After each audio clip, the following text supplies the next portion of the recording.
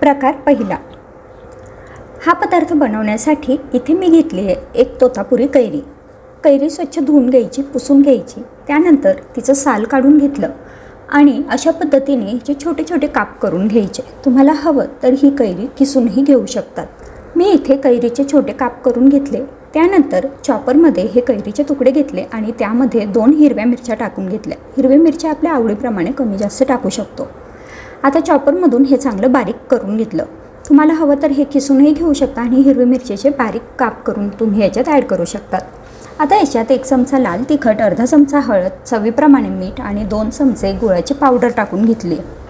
चला आता याला फोडणी देऊन घेऊ. तर फोडणी देण्यासाठी इथे मी 1 मोठा चमचा तेल घेतलं. तेल कडकडीत गरम झाल्यानंतर त्यामध्ये 1 चमचा मोहरी, 1 चमचा जिरं आणि त्यासोबत थोडासा हिंग टाकला आणि ही कडकडीत तेलाची फोडणी ह्या कैरीवरती टाकायची आणि हे सगळं चांगलं एकजीव करून घ्यायचं. इथे आपली मस्त चटपटी अशी कैरी तयार झाली किंवा तुम्ही याला इन्स्टंट कैरीचं लोणचं सुद्धा म्हणू शकतात. प्रकार दुसरा. इथे मी एक तोतापुरी कैरी स्वच्छ धुवून पुसून घेतली. त्यानंतर ही आपल्याला चिरून घ्यायची. साल काढायची आवश्यकता नाही आहे. अशा पद्धतीने मोठ्या फोडींमध्ये चिरून घेतली. कुकरच्या भांड्यामध्ये ह्या फोडी घेतल्या.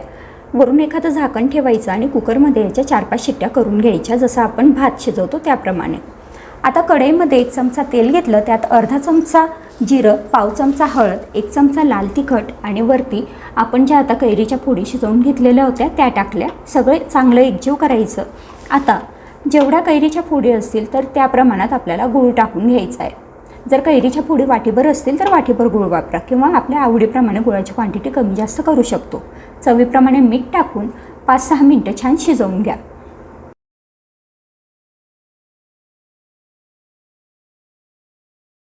प्रकार तिसरा. इथे मी घेतली आहे साधारण 1 किलो भरतील एवढ्या तोतापुरी कैरी. तोतापुरी कैरी थोडीशी कमी आंबट असते, त्यामुळे या कैरीचा मी या पदार्थांमध्ये वापर केलेला आहे.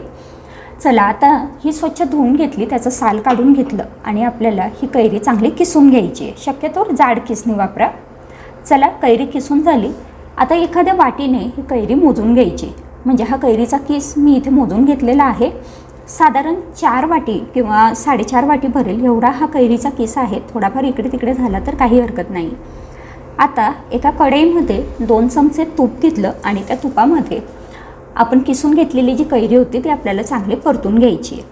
1-2-3 मिनटं ह्या तुपामध्ये हाय फ्लेमवरती ही कैरी परतून घेतली. आता याच्यात आपल्याला गूळ टाकून घ्यायचा आहे.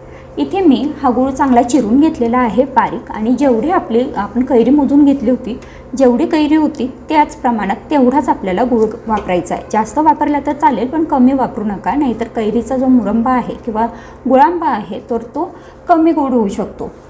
तर इथे साधारण 4.5 वाटी कैरीचा किस होता, तर मी इथे 4.5 वाटी हा किसलेला गूळ घेतला. सगळं चांगलं एकजीव केलं आणि मध्यम गॅसवरती हा गूळ चांगला शिजवून घेतला. म्हणजे गूळ वितळेपर्यंत आपल्याला ही कैरी शिजवून घ्यायची आहे.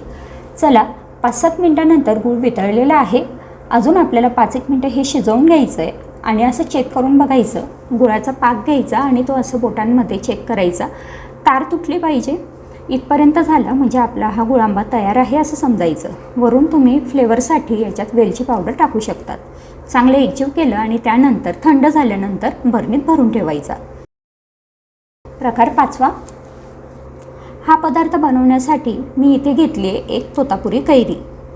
तोतापुरी कैरी कमी आंबट असते, त्यामुळे मी आता कैरीचं पन्हं बनवते आणि त्यासाठी ह्या कैरीचा वापर केला आहे.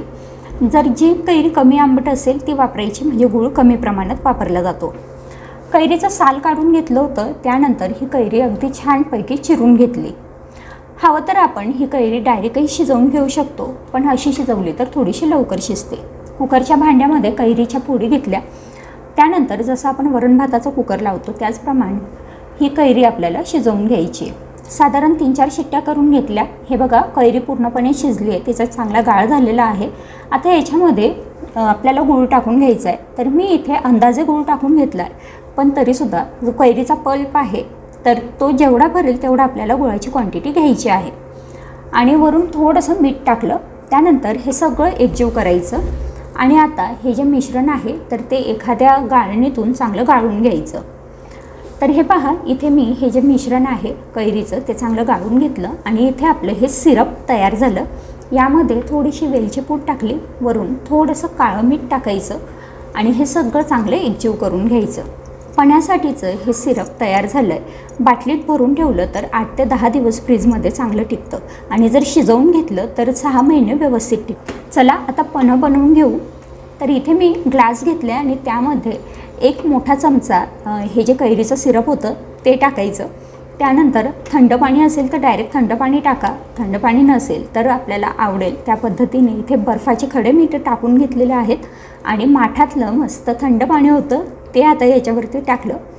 आपल्याला हव्या त्या प्रमाणामध्ये आपण सिरप आणि पाण्याचा वापर करू शकतो आणि हे सगळं चांगलं एकजीव करायचं. फ्लेवरसाठी तुम्ही याच्यात थोडंसं पुदिना पावडरही टाकू शकतात, जिरे पावडर टाकू शकतात किंवा मग हे असंच प्यायलं तरी खूप छान लागतं. आणि ह्या उन्हाळ्यामध्ये दुपारच्या वेळी जर हे सिरप हे जर आमपणा म्हणजेच कैरीचं पन्हं प्यायले तर खरंच खूप अप्रतिम लागतं बरं का आणि थंडगारही वाटतं. प्रकार 5वा. इथे मी साधारण 1 किलो तोतापुरी कैरी घेतली आहे. कैरी चांगली पुसून घ्यायची आणि त्यानंतर त्याचं साल काढून घ्यायचं आहे. आपण मग अशी गुळांब्याची रेसिपी पाहिली, आता आपण बघतोय साखर आंबा. आता हे कैरीचं आपल्याला अशा पद्धतीने जाडसर किस बनवून घ्यायचं आहे. तर जी जाड किसणी असते त्याच्याने मी या सगळ्या कैऱ्या चांगल्या किसून घेतल्या आणि हे बघा इथे आपला हा जो कैरीचा किस आहे तो आपल्याला मोजून घ्यायचा आहे. तर आपल्याला गुळाची जसं आपण गुळाचा गुळंबा केला होता तीच प्रोसेस आहे, फक्त गुळाऐवजी आपल्याला साखरेचा वापर करायचा आहे. इथे साधारण 4 वाटी एवढा हा कैरीचा किस भरला. आता एका कढईमध्ये 2 चमचे तूप घेतलं, त्यामध्ये हा कैरीचा किस टाकायचा आणि छानपैकी परतून घ्यायचं. आता 4 वाट्या कैरीचा किस होता तर इथे मी 4 वाटी साखर वापरलेली आहे, पण तरीसुद्धा साखरेची क्वांटिटी आपल्या आवडीप्रमाणे आपण कमी जास्त करू शकतो. साखर टाकल्यानंतर मध्यम आचेवरच आपल्याला हा जो साखर आंबा आहे तो चांगला शिजू द्यायचा आहे. तर हे पहा आता साखर बऱ्यापैकी वितळलेली आहे. अजून आपण 5 मिनटं हा साखर आंबा शिजू देऊ. त्यानंतर साखरेचा पाक बोटावरती घेऊन पाहायचा. आपल्याला मधासारखं थोडंसं चिकट जाणवलं पाहिजे आणि अगदी हलकी तार तुटली पाहिजे बरं का. खूप जास्त जाड तार नको तुटायला, हलकी तार तुटली की त्यामध्ये वेलची पावडर टाकायची किंवा वेलदोडे टाकलं तरी चालेल. एकजीव करायचं आणि थंड होऊ द्यायचं. आता हा जो साखर आंबा आहे थंड झाल्यानंतर एखाद्या चांगल्या कोरड्या काचेच्या बरणीमध्ये भरून ठेवायचा. हा साखर आंबा वर्षभर आरामात टिकतो. तर मग ह्या रेसिपीज तुम्हाला आवडल्या असतील तर लाईक, शेअर, सबस्क्राईब जरूर करा. पुन्हा भेटू पुढच्या नवीन व्हिडिओमध्ये. तोपर्यंत बाय बाय.